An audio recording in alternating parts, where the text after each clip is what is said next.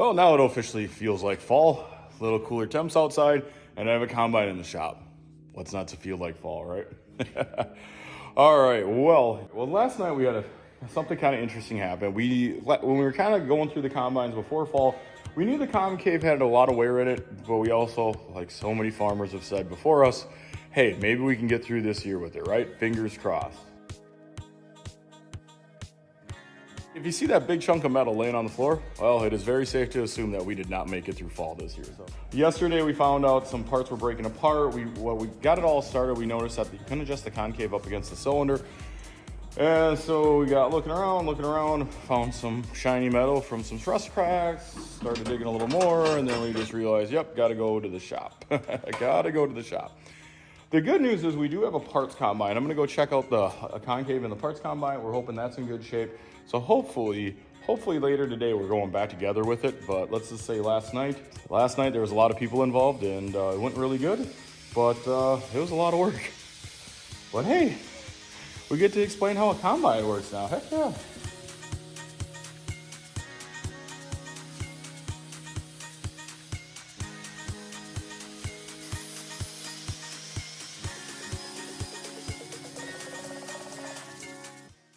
All right, here we are. For once, we're not in the shop, which is kind of nice after the last couple weeks.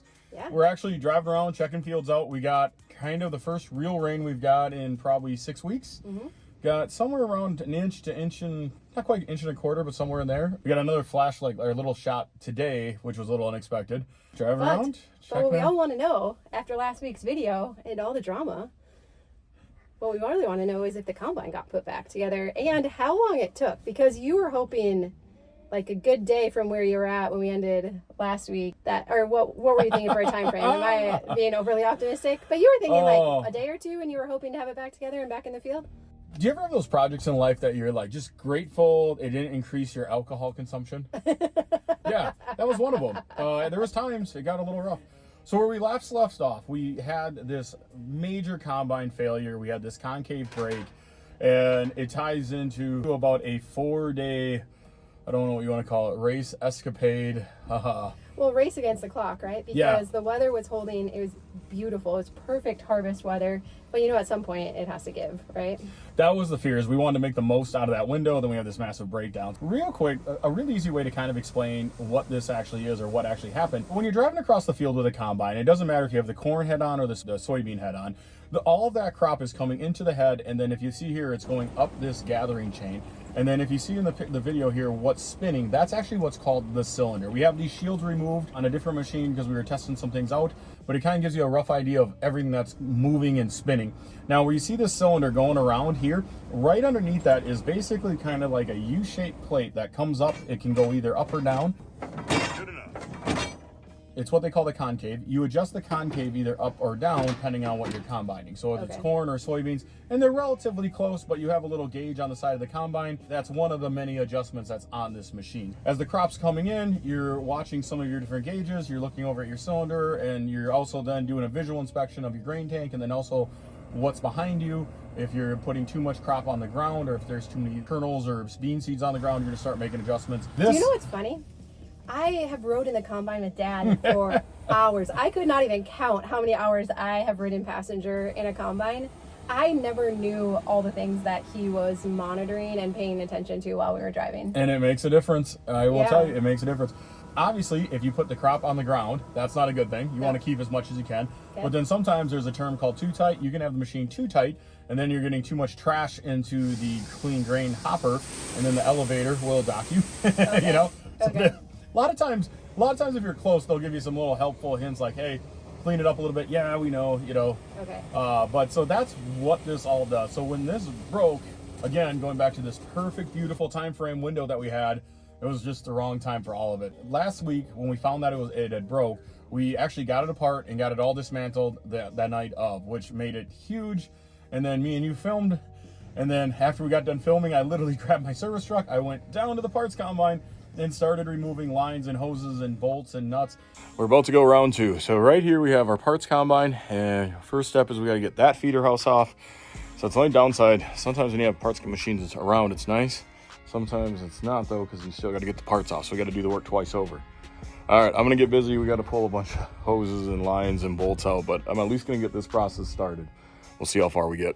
Actually, one of the bigger challenges is, yes, we have a parts combine, but it does not run. It doesn't move. Oh yeah, you have to go to it. So we have to go to it, but then Yeah. we also, like, the feeder house was down on the ground. We had to lift that up.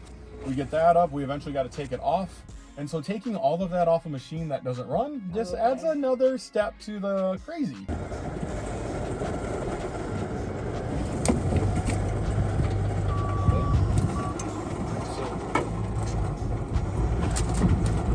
Okay, so first you had to dismantle parts of the parts combine so Yep. you could even get to the parts, and then you had to start taking off your parts that you need, and then you had to bring them, then next you would bring them back up.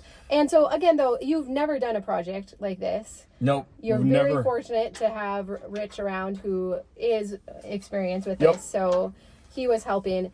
But initially, how many days were you hoping that this was going to take? Oh, 3 to 4. Okay, you so know, you right did in go there. in kind Yeah. of with a realistic. I mean, that was, you know, it just usually when you have these catastrophic losses, it's 3 to 5, you know, somewhere in there. And again, we knew we had a 6 to 8 day, almost a 10-day, really nice forecast. But up here, we don't really believe the weathermen because we know it can change like super fast, right? Like you see a 4-day, that means probably 2. Okay. Like, you know? Exactly. All right. So the neat thing though, too, you bring up Rich. Rich was a super big help. But actually the night before, I was watching him. There's so many times I was just watching him. I wasn't doing anything other than watching him to see how he was doing stuff, how he was separating. Because actually, when it came to this parts one, I was mimicking everything he had done. Sure. And actually, it was really funny. Me, Dad, and Adam were down working on the parts combine. Rich texts me, "Hey, where's all the parts? We're here." And I'm like, go for a little walk. Go to the parts combine. We're down here. Yeah. Well, he rolled in right as we were just starting to lift the old feeder house off. Okay. And so it actually worked out like perfect timing. We get that off, and then we started going after the new concave.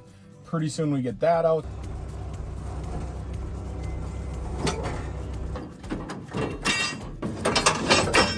Now you're there.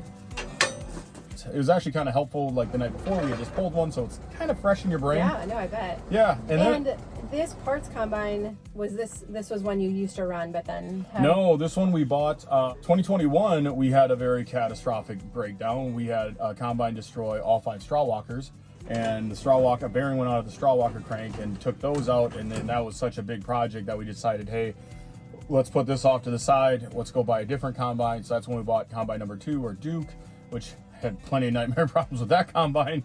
Me and combines don't always get along. Yeah. Now it's going better, but it's definitely a steep learning curve. So we actually set that combine number 1 off to the side for a whole year, took all the crops off with Duke, and then turned around the following year and I put in 2 new straw walker cranks, 5 new straw walkers, and a whole bunch of new belts, bearings, everything else. So it's kind of funny, from about middle of the machine back, it's all in pretty decent shape. We knew this concave was getting worn, but we were hoping we could get through another season. Yeah. We seen a few little stress cracks in it, but I've been looking at those for about 2-3 years. Didn't think too much of it. Okay. So I should have known better. But this year, once you know it, 2025 is the year. It decided no more. I'm done. Yeah. But luckily, our friend Rich has been super helpful. Helped us. We got the new concave out of the parts combine. Okay. And then actually we found a little secret. So we knew the parts combine, the last time it ran was 2017, as far as like in a field trying to harvest a crop. Yep. There was writing on the side of the concave. It was installed in 2016. So it was Oh. only 1 year old. Nice. And you could tell it was in great shape. So we really got that's lucky. awesome. Yeah, so that was one of the reasons when we bought the parts combine. We knew it had the 5 straw walkers that we needed, and we knew it had a bunch of parts, but we also knew somebody had put a lot of money into that machine, trying to make it do what it had to do. Do you have any idea like what a new concave would have cost? They were like $1,600-$1,700 aftermarket. Okay. Yeah, we were pricing it out, but when we went down and looked at that one and seen all the John Deere paint, or all the green paint still on it, it was like, oh, let's pull this out and see what it looks like. Mm-hmm. When we got to actually put it together, it'd been a lot of years since Rich had actually put one in, and you know, there's a few steps you always forget. So we started putting it in. We noticed we couldn't get it all the way around. So then we all grabbed our phones. We started looking online, right? 2025. And it was funny because he was on one forum. I was looking at some YouTube videos. We couldn't find that magic video that explained it all. But we ultimately ended up doing, Rich ended up pulling the spacer plates out, which there's the RAS bars and the spacer plates, but he pulled them out, which then allowed us to run some bars straight through.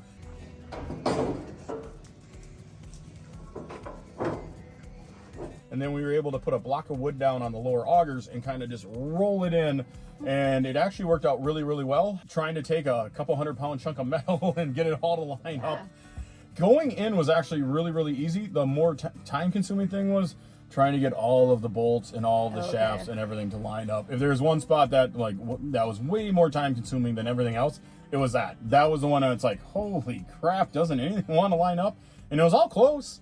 It just, downside sometimes of putting in used parts, downside of a 35-year-old combine. And is that part pretty heavy? Oh yeah, we were lifting it with a skid loader because you know, it was. You don't just get to like adjust it around. No. And, No. Actually, if you'll see in these shots where we have these bars, we have 2 of these bars, and one was in the shop, one was in my service truck.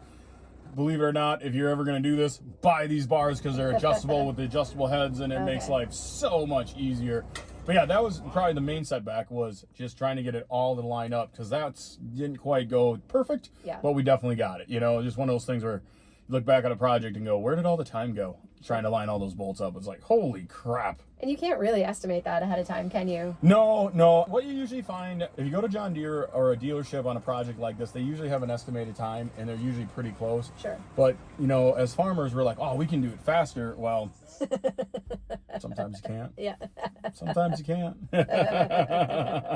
If we looked at the time frame, the combine broke on Wednesday. We got it back to the shop, removed the old one on Wednesday. Thursday, we got the new one out of the parts combine and started the process going into the combine, going into the actual combine that's going to be ran in. Then Friday rolls around. We got it all the way in. We got all the bolts in. We got all the nuts and bolts in it. All right, we got it all assembled. We got all the nuts and bolts in, and we're going to try it. Okay, so you see the combine leaving. I'll be honest with you, it's been 3 days of a lot of work, a lot of things going on.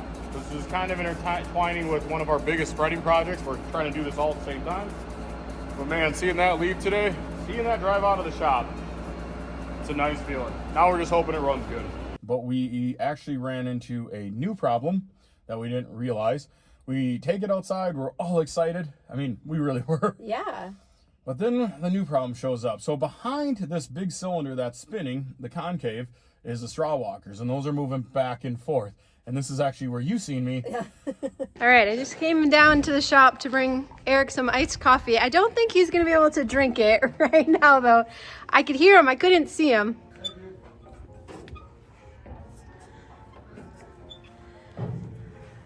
Okay, I'm trying to see where Eric is. OMG, you're like totally in there. Yeah, these are called straw walkers. And you see those sharp edges, they're fun. Yeah. And, but our whole quest here to get the combine going again, we're there. Yeah.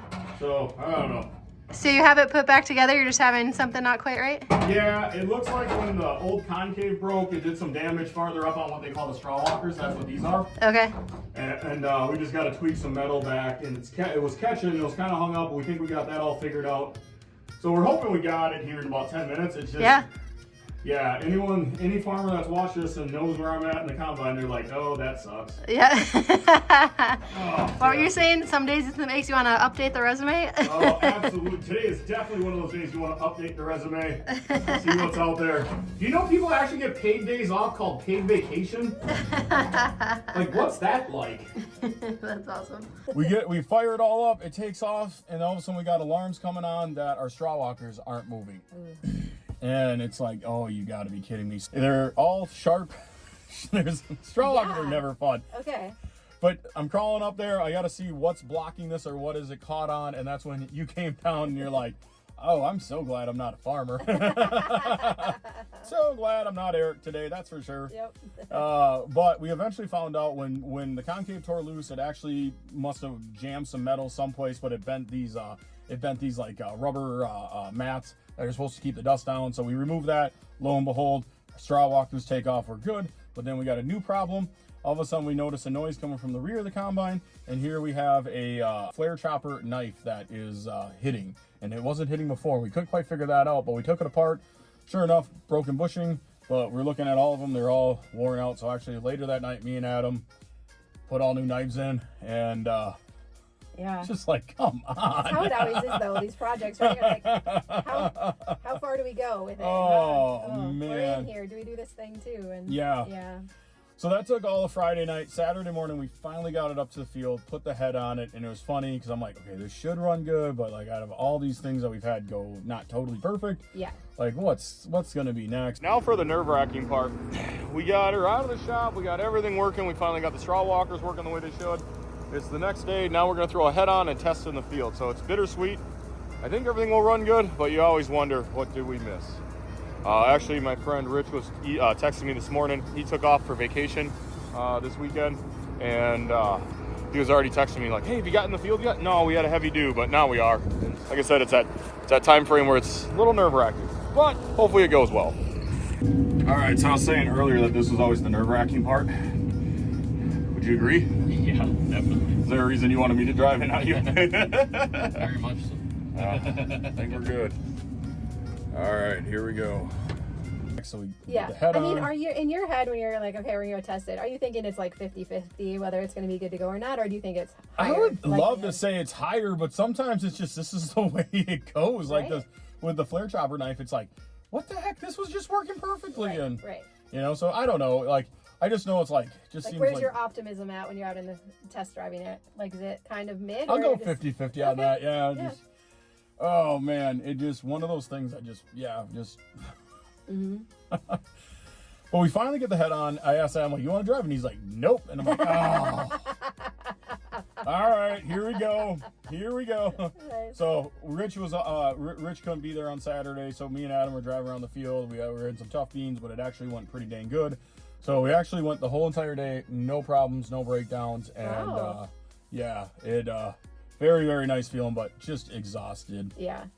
Yeah, so what did you see when your brother was lying on his belly crawling up to the front of a combine? Well, it's just so funny because I like could hear you, and but I'm just like, I walked around the whole combine. I'm like, I see no feet anywhere, and then Rich was like, go up the back ladder, and then you can see how I'm like, OMG. No, my first thought was like, that would make me so claustrophobic being in there, like. And then, yeah, the sharp things, and then I'm like, it's like a scene from a horror movie. Oh, the real sucky thing with this whole project, and even though we blew the combine off, the real sucky thing was like all the dust, all the bean dust. Yeah. You know, and then over the years, there's just not much you can do. We've tried respirators, we've tried fans. The problem is you start sweating, and then that's a whole new issue. And even with like an N95 mask, it's like you just start sweating, and then all of a sudden that's actually Okay. collecting more dust. And Okay. so I don't know. Sometimes you just grin and bear it. You know, fans work, but then no matter what direction you point it, you're blowing the dust onto somebody, and it just, Yeah. what do? You just, one of those times in life you grin and bear it. Yeah. So how many days ultimately did you guys have into fixing it? Wednesday, Thursday, Friday was all the repair days. Saturday morning we were back in the field 11 a.m. ish. That's not bad. That's No. pretty good, huh? No, honestly, Rich was probably the main. Rich had a lot to do with that short time Okay. frame. I Yeah. mean, very much so. So very, very, very grateful. But yeah, he's still answering his phone, which is good. So I think we're still friends. That's awesome. You know? But now the new tension is you got to get ready to go spreading. Yeah. So all of this happened on going into that same time frame. We were starting one of our biggest spreading projects. So literally, I waved at him, bye. Yeah. And he takes off with the combine. I come back here and I start lowboying loaders to different facilities that we need to get work done at. So Yeah. there was like no joke time frame. And then Yeah. Monday morning we hit it. We had multiple trucks running, and oh my gosh, Yeah. it just like, wow, fall just, we knew it was coming, but Yeah. like the big wave hit on Monday. Yeah. You know? And this is what you always run into in the fall. So you spread, this is a wastewater treatment plant or a water treatment plant? It was a wastewater treatment plant, and so we were starting their biosolids removal. So you always have this overlap Yep. in the fall where you're still trying to harvest, but other farmers have their crops off and they want the product spread now, right? So that's where you end up having to divide your team and divide and conquer, right? Yeah, and then also like just dealing with multiple different contractors, because we got trucking companies, fantastic. They've always been fantastic, but just like some of the different, we have a crane company. I got another excavation company that's going to be doing some work at a facility. They're being a little higher maintenance. So yeah, you just do your best to try to keep everyone happy. Yeah. Yeah. It He's never works. The happiness patrol. man, Trying yeah. to keep everyone happy. The funny thing is, the person I was having the most difficulties this whole week, I'm like, hey, what about Saturday? No, we don't work Saturdays. And I'm like, you got rained out Tuesday this week, Wednesday, and Thursday, and you day. don't want to work on a Saturday? Yeah. What's wrong with you? Right. You know? Like, Yeah. meanwhile, we've been like 6 to 8 weeks wide open, straight, no days Yeah. off, and it's like, okay, Yeah. whatever. Yeah. So, Yeah, just part of it, but everything's going good, and I'm super happy, and that's the main thing. The main thing, we got the combine in the field. We're down to just like 60 some acres of beans that are all around the home farm here, and so a lot of little different pockets of field, so you lose a little time that way, but hopefully here by the end of the weekend we'll be done with soybeans, and then that just takes a lot of stress off. Are the beans a little more time sensitive than the corn? Can the corn stand a little longer? Corn can stand a little longer, but we're right there too where your fear is your fear is like a good strong wind can take stuff down. So it's kind of all time sensitive. A little fear this year was some stock rot. They're not sure how sturdy the stocks are. Kind of that same thing like every year. You know, there's always something. Okay. So you know how it is. Yeah. Like farmers are never happy. Yeah.